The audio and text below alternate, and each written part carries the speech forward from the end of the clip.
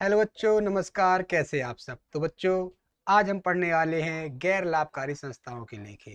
तो इस चैप्टर में आज जो हम पढ़ेंगे उसमें देखेंगे कि किस प्रकार से गैर लाभकारी संस्थाओं के द्वारा आय व्यय खाता और चिट्ठा बनाया जाता है।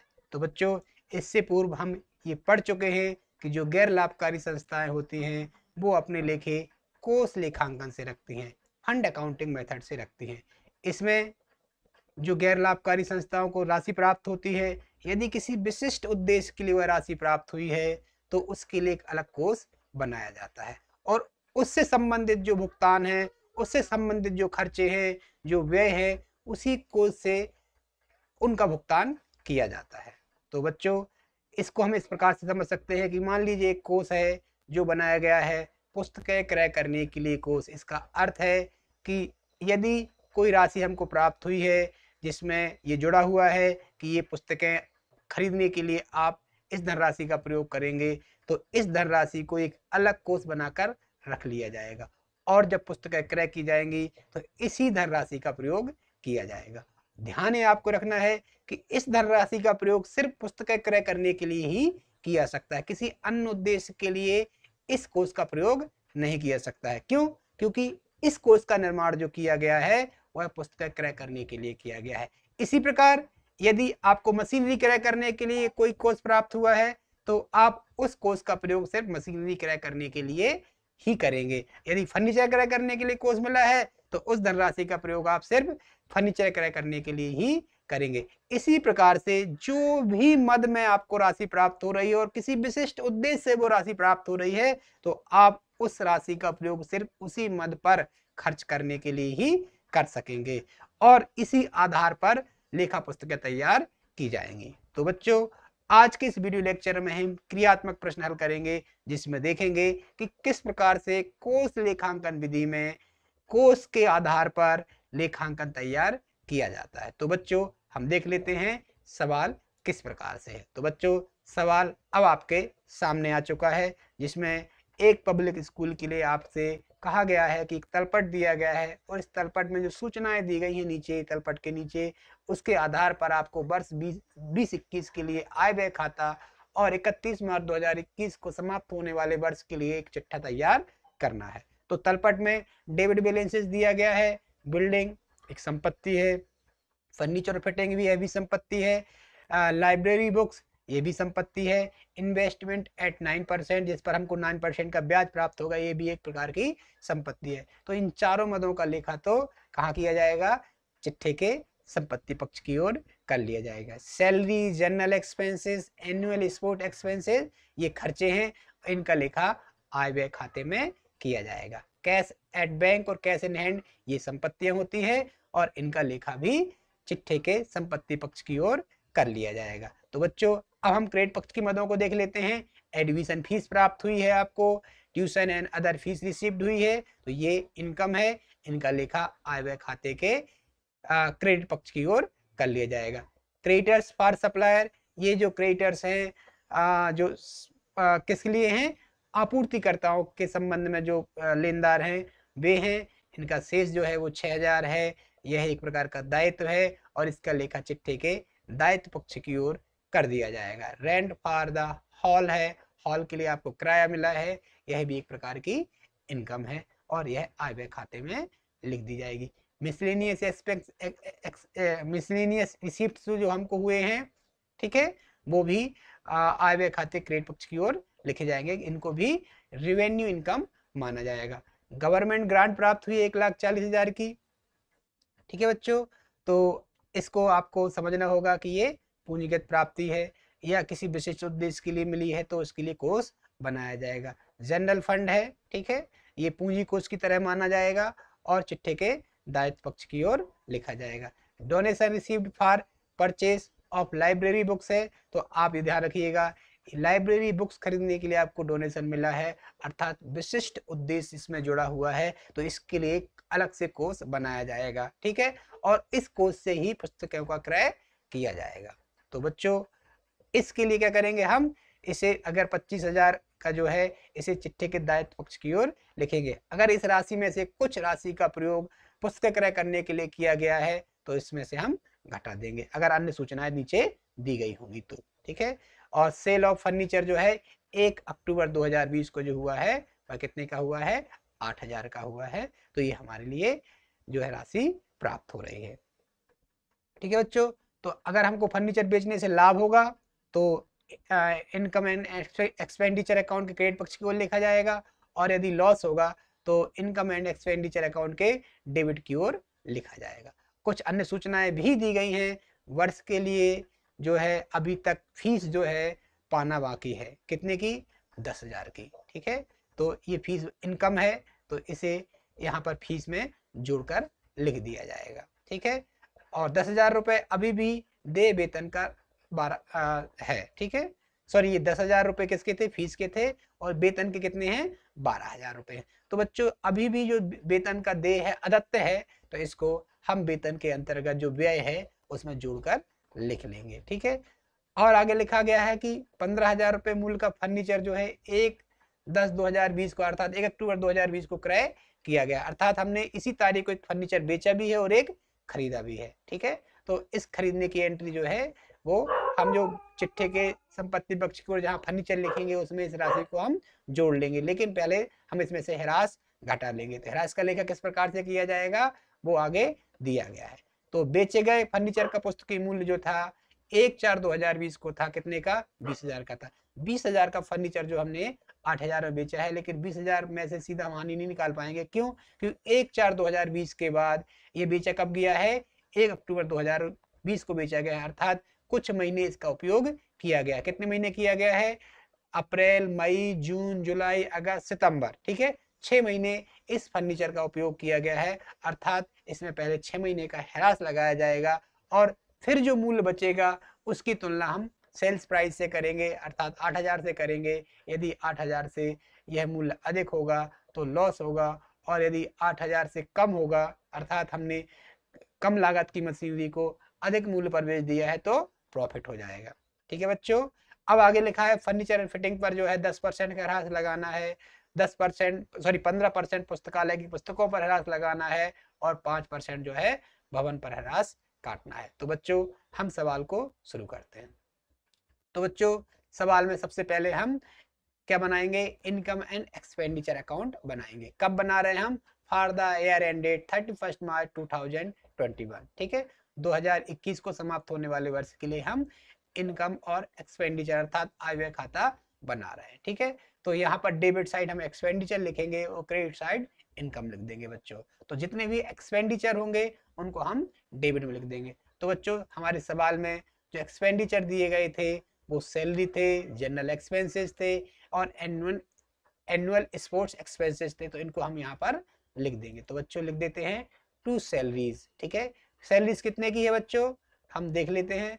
तो बच्चों हमारी जो सैलरी है वह दी गई है 2 लाख की। ठीक है, और इसके संबंध में एक समायोजन था कि 12,000 रुपये अभी भी बकाया है, तो इनको हम यहाँ पर जोड़कर लिख देंगे। तो अर्थात पहले हम 2 लाख रुपए इनर कॉलम में लिख देंगे और इसमें जोड़ देंगे आउटस्टैंडिंग सैलरी 12,000 की। इस प्रकार से जो हो जाता है 2,12,000 हम एक्सपेंडिचर के रूप में डेबिट में राशि में लिख देंगे।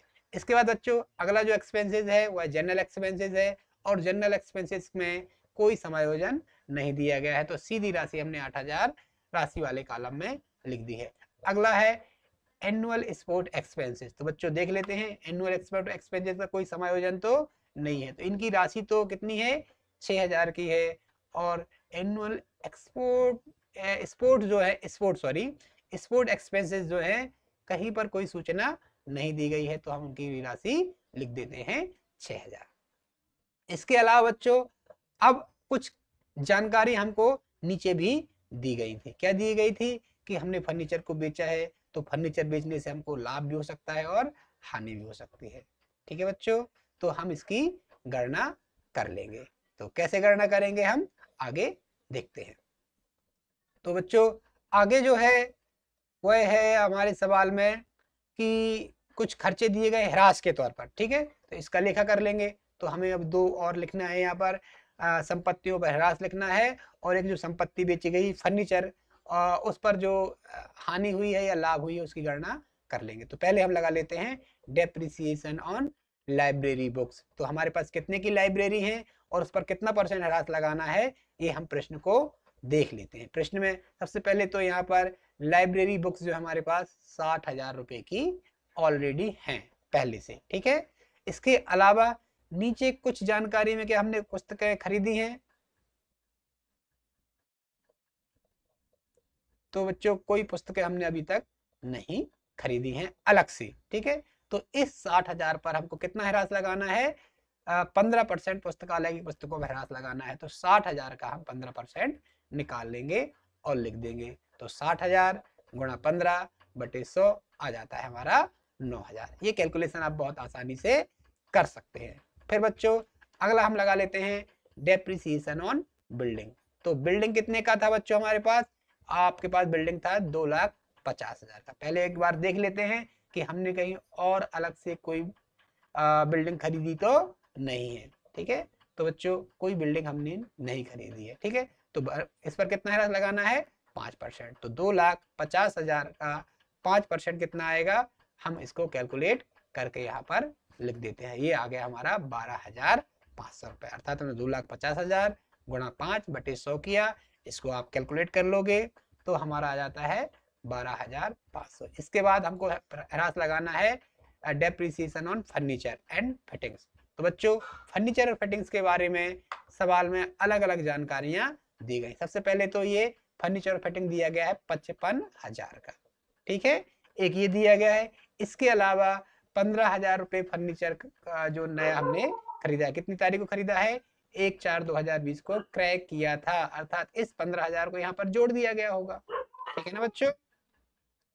तो यहाँ पर कब खरीदा है हमने, कितनी तारीख थी ये थी बच्चों 1/10/2020 अर्थात 1 अक्टूबर को, ठीक है। तो 1 अक्टूबर के बाद ह्रास लगेगा कितने पर, 15,000 पर। अर्थात जो 15,000 का फर्नीचर हम क्रय कर रहे हैं इस पर अक्टूबर, नवंबर, दिसंबर, जनवरी, फरवरी, मार्च अर्थात सिर्फ 6 महीने का ह्रास कैलकुलेट किया जाएगा, ठीक है। तो इस फर्नीचर और फिटिंग को हम जो 55,000 का है इसको दो भागों में बांट लेंगे, एक नया फर्नीचर और एक ओल्ड फर्नीचर, ठीक है। अब ओल्ड फर्नीचर में से एक हिस्सा हमने बेच दिया है, कितनी तारीख को, ये बेचा हमने 1 अक्टूबर 2020 को 8,000 में बेचा है। और जो फर्नीचर बेचा है उसका जो मूल्य था, पुस्तकीय मूल्य था, वो यहाँ पर लिखा गया है, वो कितना था, 20,000 था। लेकिन कितनी तारीख को था, 1 अप्रैल 2020 को था। अर्थात अप्रैल, मई, जून, जुलाई, अगस्त, सितंबर, अक्टूबर तो छोड़ देंगे क्योंकि अक्टूबर था बेचा है हमने, ठीक है। तो इस 6 महीने का जो ह्रास है वो इस 20,000 पर कैलकुलेट किया जाएगा, ठीक है बच्चों। तो यहाँ पर 3 भाग यहाँ पर बढ़ जाएंगे। तो बच्चों पहले हम लिख लेते हैं फर्नीचर जो हमारा है, जो नया खरीदा है, कितने का, 15,000 का है। 15,000 कितने का खरीदेंगे, और 6 महीने के लिए खरीदा है, अर्थात 1 अक्टूबर को खरीदा तो 6 महीने का ह्रास लगेगा हाफ ईयर, 1/2 ईयर लिख दिया हमने, ठीक है। कितना ह्रास बनता है, ये बनेगा 750। 15,000 गुणा 10/100 तो 1,500 आएगा एक साल का, उसको 1/2 कर लेंगे अर्थात 750 हमारा 6 महीने का ह्रास, आधे वर्ष का ह्रास निकल आता है। अब दूसरा हिस्सा कितना बचता है, 20,000 जो हमने बेचा है, ठीक है। जो बेचा है उस पर भी 6 महीने का लगेगा, 20,000 का था, कितना ह्रास बनेगा बच्चों, 1,000 रुपए ह्रास बनेगा। 20,000 गुणा 5/100 और गुणा 1/2 करेंगे तो आ जाएगा 1,000। अब बच्चों पूरा जो फर्नीचर था वो कितने का था, 55,000 का था। तो अब बच जाते हैं 20,000 और बच जाते हैं। इस 20,000 पर पूरे वर्ष का ह्रास लगेगा क्योंकि इस फर्नीचर का उपयोग पूरे वर्ष किया गया है, तो इस पर आ जाता है ह्रास 2,000। इस प्रकार से फर्नीचर और फिटिंग पर ह्रास आता है 3,750 रुपए। तो बच्चों आप समझ चुके होंगे कि किस प्रकार से जो 55,000 का फर्नीचर है उसमें जो नया फर्नीचर है वो कितने का है बच्चों, वो है 15,000 का, और 20,000 का कैसा है हमारा, जो हमने फर्नीचर को बेच दिया है। तो बचता है जो 20,000 वो साल भर का है, उस पर ह्रास लगाया जाएगा, ठीक है बच्चों। अब बच्चों सवाल को हम आगे बढ़ाते हैं और इसमें लिखा करते जाते हैं। अब हम बात करते हैं कि जो फर्नीचर हमने बेचा उस पर हमको प्रॉफिट हुआ या लॉस हुआ। तो यहाँ पर मैंने लिख दिया लॉस, क्योंकि स्वाभाविक है कि जो फर्नीचर 20,000 का था उस पर मात्र 1,000 का हिरास लगा था, अर्थात वो बचता था 19,000 का, और 19,000 का फर्नीचर आपने 8,000 में बेच दिया तो क्या हो रहा है आपको? लॉस हो रहा है। कितने का लॉस हो रहा है? 11,000 रुपए का। ठीक है बच्चों, अब इसके बाद आगे हम इनकम को लिख लेते हैं, और इनकम साइड जो आपकी मदे हैं वह है एडमिशन फीस 5,000 की। ठीक है, कोई समायोजन अगर होगा उसका भी लेखा हम कर लेंगे। ठीक है, तो एडमिशन फीस है 5,000, इसका कोई समायोजन नहीं है। फिर ट्यूशन फीस और अदर फीस जो है हमको कितनी मिली है? 2 लाख रुपए की। इसका एक समायोजन दिया गया था। क्या दिया गया था? कि 10,000 रुपए बाकी है, पाना बाकी है, तो इसको हम जोड़ के लिख देंगे। कितने का? 10,000। तो टोटल हो जाते हैं 2,10,000। और देख लेते बच्चों, कोई और इनकम है? फिर है रेंट फॉर हॉल है और मिसलेनियस रिसीट्स, इन दोनों को हम यहाँ पर लिख देते हैं। रेंट फॉर द हॉल 4,000 और मिसलेनियस रिसीट्स जो हैं वो भी इनकम है, कितने की हैं? 12,000 की। बच्चों अब सभी इनकम लिख ली है, तो आगे हम देख लेते हैं कोई इनकम छूटी तो नहीं है। तो यहाँ पर जो गवर्नमेंट ग्रांट है उसका लेखा हम कर लेंगे। क्यों? गवर्नमेंट ग्रांट को हम इनकम की तरह मान रहे हैं, इसको हम आगमगत आय मान रहे हैं। कितने का है? 1,40,000। इसके बाद हम लिख लेते हैं एक्रूड इंटरेस्ट ऑन इन्वेस्टमेंट। ये कहाँ से आया है ये हम समझ लेते हैं बच्चों। देखिएगा, आप यहाँ ध्यान दीजिएगा, ये इन्वेस्टमेंट दिया गया है आपका 9% पर। कितने का? 2 लाख पर। ठीक है, इस पर ब्याज मिला है क्या आपको? कहीं पर नहीं लिखा हुआ है। अब जो हमारे पास इन्वेस्टमेंट है 9% पर है, 9% उन पर ब्याज मिलना है, तो मिलना चाहिए था, लेकिन उसने नहीं चुकाया है। नहीं चुकाया है तो यहाँ पर उसका लेखा नहीं किया गया। तो ये जो इंटरेस्ट है वो कैसा हो गया? अक्रूड हो गया है। हमने अर्न कर लिया है लेकिन हमने प्राप्त नहीं किया है, तो यहाँ पर उसका लेखा हम कर देते हैं। कितना जाता है? 18,000। 2 लाख गुणा 9/100, 18,000 आ जाता है। इसके बाद बच्चों हम दोनों पक्षों का योग कर लेते हैं और देखते हैं किस पक्ष का योग अधिक है। अगर इनकम साइड का योग अधिक होगा तो अंतर राशि एक्सपेंडिचर साइड लिखा जाएगी। वो क्या लिखा जाएगा? ठीक है, इसको कहा जाएगा एक्सेस, आधिक्य। ठीक है, ठीक है, एक्सेस कहा जाएगा। और यदि एक्सपेंडिचर अधिक होंगे तो इसको क्या कहा जाएगा? हम डिफिसिट कहेंगे। ठीक है, तो बच्चों यहाँ पर देख लेते हैं किस पक्ष का योग अधिक है। तो बच्चों यहाँ हम योग लगा के चेक करते हैं और ये देखते हैं कि किस पक्ष का योग अधिक आता है। तो आप करके देखिए बच्चों, योग करके देखिए किस पक्ष का योग अधिक आता है।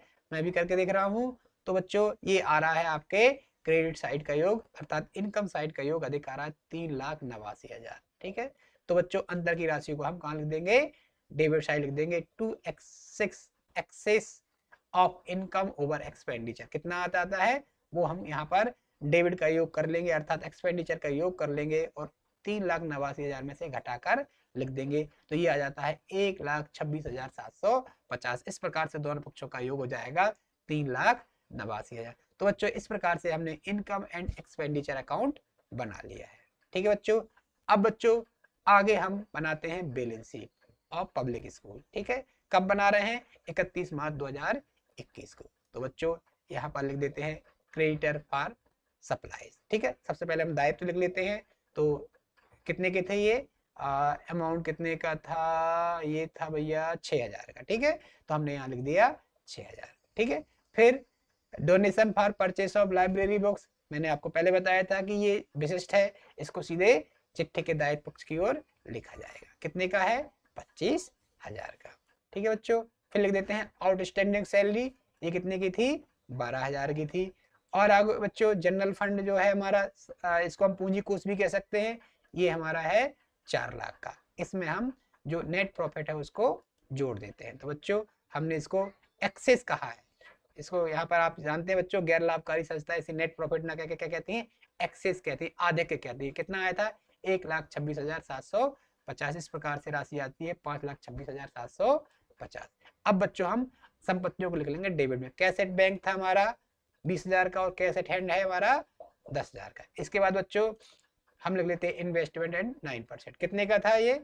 2 लाख रुपए का। तो ये हमने 2 लाख लिख दिया। अगली संपत्ति थी बिल्डिंग। बिल्डिंग में बच्चों हम ह्रास घटा के लिखेंगे, तो बिल्डिंग हमारी 2,50,000 की थी, इसमें से ह्रास घटा देंगे। ह्रास कितना निकाला था बच्चों हमने? 12,500 का। 12,500 हमने घटा दिए तो ये आ गए 2,37,500। इसके बाद furniture and fitting. Furniture fitting में भी हमने 3,750 का ह्रास लगाया था, तो उसको घटा लेंगे 40,000। जो फर्नीचर एंड फिटिंग है उसको लिखेंगे, और इसमें से क्या करेंगे हम? सोल्ड जो हुआ है कितने का? 20,000 का हुआ है, ठीक है। और इसके बाद जो आगे लिखा है 20,000 बचते हैं, उसमें हमने परचेज कर लिया है। वो कितने का किया है? वह किया है हमने 15,000 का, और इस प्रकार से 35,000, और 35,000 पे हमने ह्रास लगाया है। कुल मिला के 3,750, ठीक है। और उसमें से 2,750 का लेखा हम कहाँ कर देंगे? जो हमने बेचा है वहां पर, ठीक है। तो 2,750 लिखने के बाद ये राशि आ जाती है 32,250, ठीक है बच्चों। बच्चों आपको ध्यान रखना है कि ह्रास जो आया था हमारा, यहाँ पर देखिएगा, ह्रास आया था हमारा 3,750, लेकिन यहाँ पर हम कितना लिख रहे हैं? मात्र यहाँ लिख रहे हैं 2,750। ऐसा क्यों कर रहे हैं? क्योंकि जो हमने सोल्ड आउट कर दिया है वो तो फर्नीचर उसके साथ ही चला गया है, ठीक है। तो यहाँ संपत्ति से वह कम नहीं होगा। हाँ, लेकिन व्यय है तो उस आय व्यय खाते के डेबिट में जरूर लिखा जाएगा, ठीक है बच्चों। अब बच्चों आप लिख लेते हैं लाइब्रेरी बुक्स, जो हमारी कितने की थी? 60,000 की थी। इस पर हाथ लगा दिया 9,000 का, तो हो जाता है 51,000। बच्चों एक्रूड इंटरेस्ट ऑन इन्वेस्टमेंट, जो हमारा जो इन्वेस्टमेंट था उस पर जो 18,000 का ब्याज बना था उसको हम लिख देते, जो अभी हमको प्राप्त नहीं हुआ, ये संपत्ति कहलाएगी। इस प्रकार से अब एक और बचती है फीस आउटस्टैंडिंग, जो हमको अभी बकाया है, इसको भी हम अर्जित आय मानेंगे, ठीक है। अक्रूड इनकम मानेंगे, ठीक है। 10,000 की है, इसको लिख लेंगे, और फिर हम दोनों पक्षों का योग लगा लेंगे। सभी मदों का हम लेखा कर चुके थे, तो अब हम दोनों पक्षों का योग करते जाते हैं, और योग आ रहा है 5,69,750। दोनों पक्षों का योग बराबर हो गया है। इस प्रकार से बच्चों हमने जो है आय व्यय खाता बना लिया है, ठीक है बच्चों।